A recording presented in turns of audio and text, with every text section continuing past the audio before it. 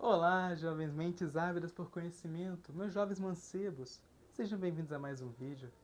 E na aula de hoje nós voltaremos cerca de 3,8 bilhões de anos no passado. O motivo? Entender como a primeira vida na Terra surgiu. Entender como a vida pode surgir do completo zero. Se isso te interessou, já se inscreve no canal, clica no gostei e vambora. Abra o seu livro, não naquela página 83 do livro de anatomia, que nós dois sabemos do que eu estou falando. Certo? Agora que todo mundo entendeu, vamos nessa. Bom, a biogênese. A biogênese é a teoria de que a vida pode surgir do inanimado. Para entender isso, vamos começar com uma pequena historinha, né? Antigamente, as pessoas acreditavam que a vida poderia surgir do completo nada, praticamente do inanimado, contanto que existisse um certo sopro de vida, uma energia vital que permeia todo o espaço. E essa energia vital possui o nome de pneuma, que em latim significa justamente sopro de vida. Então a ideia era mais ou menos a seguinte: digamos que eu pego aquela sua cueca nojenta, que tu não lava há 5 gerações, aquele negócio maluco, que você abre o guarda-roupa e o cheiro vem te dando um tapa na cara. Você sabe o que eu tô falando.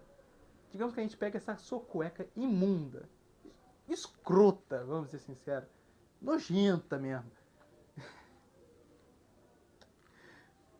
e guarde ela junto com um pouco de trigo nesse seu guarda-roupa que tá forte, esse guarda-roupa que tá complicado, por uns 30, 40 dias, dessa imundície surgiriam ratos e baratas. Eu sei que é um pouco louco, tá? Eu concordo. Eu não consigo imaginar como é possível uma pessoa acreditar numa coisa dessas, mas acontece que realmente existiu. Pessoas acreditavam nisso. Inclusive existiam receitas de como criar vida através de um animado como essa que eu acabei de descrever para vocês. Essa receita que eu acabei de te explicar era uma das ideias de Helmont, né? Que era um carinha meio doidinho aí. É só isso que eu vou explicar pra vocês. Carinha meio doidinho. Enfim. Mas aí então, depois de um certo tempo, surgiu os cientistas da biogênese, que é completamente o oposto da biogênese. Na biogênese, o que manda é o seguinte: a vida só pode surgir da vida. E pronto, acabou. E é justamente a teoria comprovada que nós seguimos até hoje, né? Nós, através de experimentos diversos, podemos provar que a vida pode surgir de outra vida. E alguns dos primeiros experimentos na história da biogênese que comprovaram essa hipótese foram, por exemplo, do Francesco Redi e do Pasteur. Pasteur, que foi o criador do queijo pasteurizado.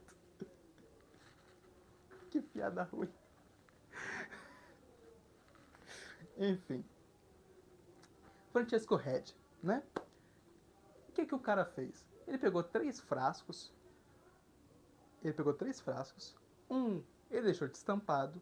O segundo, ele lacrou com uma rolha. E o terceiro, ele colocou uma tela que permitia a entrada do ar, mas que dificultava a passagem de animais, né?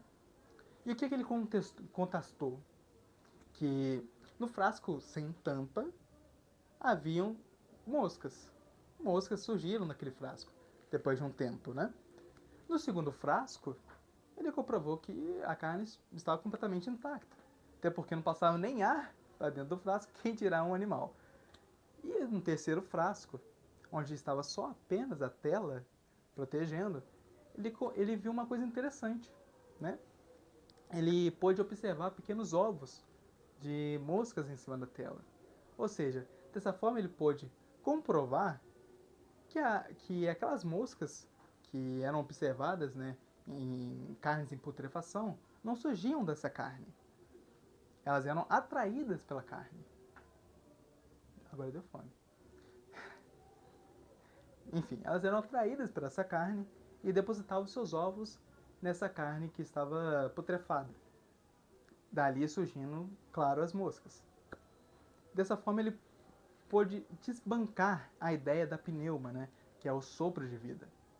Porque se ele realmente existisse, o frasco que estava lacrado daria origem à vida de qualquer forma, independente dele estar tendo acesso de micro-organismos ou não. Certo? Aí depois, mais ou menos meados de 1861, veio o nosso criador do leite pasteurizado, o Pasteur. O que o Pasteur fez? Ficou gringo, né? Nossa, maneira, me respeita. O que o Pasteur fez? Ele pegou um frasco, aqueceu, né, o bico até poder esticar, que caso você não saiba, se você esquentar o vidro você consegue mover ele, né, ele se torna maleável. Ele esticou a ponta e fez um S. Ou, né, como dita o próprio nome do experimento, ele fez um pescoço de cisne. Certo? Aí o que acontece? Ele pegou, colocou uma sopa, vamos lá, rica em nutrientes dentro desse frasco e deixou a ponta do frasco, né, sem proteção, completamente aberta. Dali o que ele pôde observar?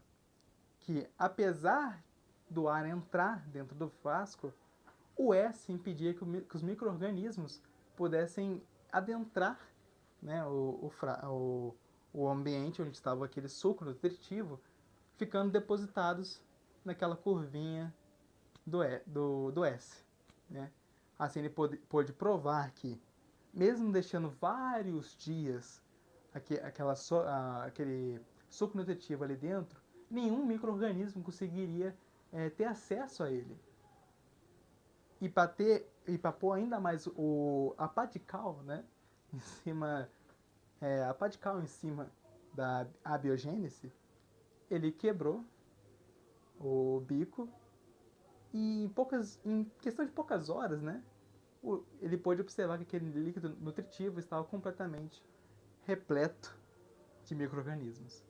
Dessa forma ele pôde comprovar mais uma vez que a vida não surge do nada. Quer dizer, não surge do inanimado, né? A vida não surge do inanimado, mas sim que ela é trazida através de outras vidas. Certo? Esse começo já deu pra entender, tá legalzinho, biogênese e abiogênese. Então vamos lá, né? Para terminar, vamos falar sobre como a vida surgiu na Terra, propriamente dito. Há mais ou menos 3,8 bilhões de anos, a Terra era um forno a lenha, praticamente. Havia muito movimento tectônico, né? A Terra estava viva. Ela ainda continua viva, mas não era a mesma coisa, acredite. Era muito mais louco naquela época. A atmosfera era composta de coisas completamente diferentes, né? Era vapor de água, NH3, era CH4, enfim. A atmosfera era completamente diferente, tá? Não tinha oxigênio naquela época. Então só aí você já sabe que o bagulho era meio louco, tá? Era meio louco. Enfim. Com a vulcanização, né?